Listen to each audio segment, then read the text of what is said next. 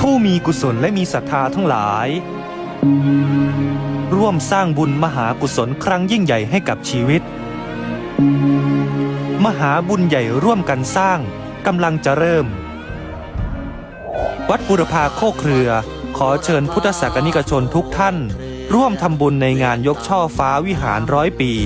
และสมโภชอารามครบ120 ปีวัดบุรพาโคกเครือและพิธีเททองหล่อพระมหาจักรพรรดิศรีบุรพาณวัดบุรพาโคกเครือตำบลอุ่มเมาอำเภอยางตลาดจังหวัดกาฬสินธุ์ระหว่างวันจันทร์ที่5 พฤษภาคมถึงวันพุธที่7 พฤษภาคม 2568พระพุทธศาสนาจะเจริญรุ่งเรืองได้เพราะพวกเราชาวพุทธทำนุบำรุงสืบสารพระพุทธศาสนาให้คงอยู่สืบไป